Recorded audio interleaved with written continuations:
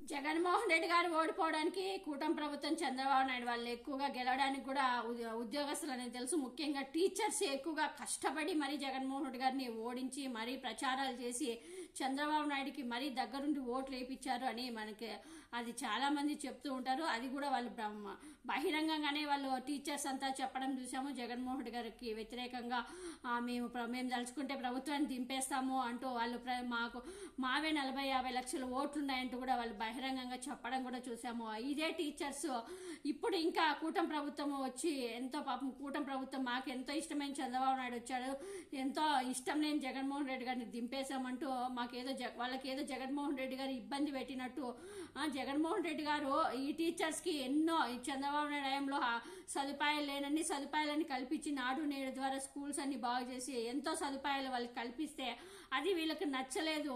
జగన్మోహన్ రెడ్డి గారు నచ్చలేదు. చంద్రబాబు నాయుడు నచ్చాడని చంద్రబాబు నాయుడు ప్రభుత్వానికి ఓట్లేసి మరీ దగ్గరుండి ఓట్లు వేయించి ఇంకా 10 మందికి వాళ్ళు మోటివేట్ చేసి ఓట్లు వేయించడం కూడా టీచర్స్ చూసాం. ఇప్పుడు ఇదే టీచర్స్ కూటమి ప్రభుత్వం వచ్చింది, మా ప్రభుత్వం వచ్చింది అనే ఆనందంలో లేకోకుండా వచ్చిన 2 నెలల్లోనే ఇప్పుడు మళ్ళీ తిరుగుబాటు చంద్రబాబు నాయుడు కూటమి ప్రభుత్వంపై తిరుగుబాటు మొదలు పెట్టారు.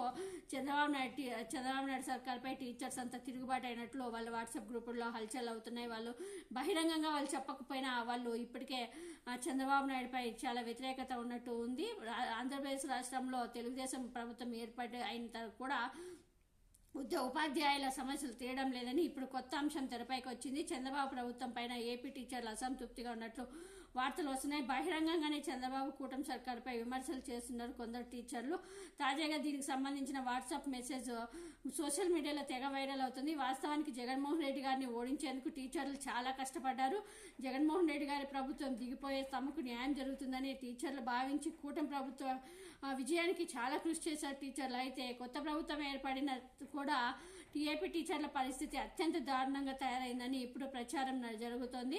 ఆగస్టు 4వ తారీఖు అంటే ఆదివారం రోజున టీచర్లకు సెలవు దినము ఇవ్వలేదు, వర్కింగ్ డేగా ప్రకటించింది చంద్రబాబు ప్రభుత్వం. దీంతో ఏపీ టీచర్లు తీవ్ర ఆగ్రహంతో ఉన్నారు. జగన్మోహన్ రెడ్డి ప్రభుత్వం లాగే చంద్రబాబు నాయుడు ప్రభుత్వం కూడా వ్యవహరిస్తోందని వీళ్ళంతా ఇప్పుడు చంద్రబాబు నాయుడుపై మండిపడుతున్నారు. అయితే మీడియా ముందుకు వచ్చి చెప్పడం లేదు, కానీ సోషల్ మీడియాలో దీనిపై విస్తృతంగా చర్చ జరుగుతుంది. ఆదివారం రోజున ఉన్న పలంగా హాలిడే కాకుండా వర్కింగ్ డే పెట్టడం ఏంటని ప్రశ్నిస్తున్నారు చాలా మంది టీచర్లు.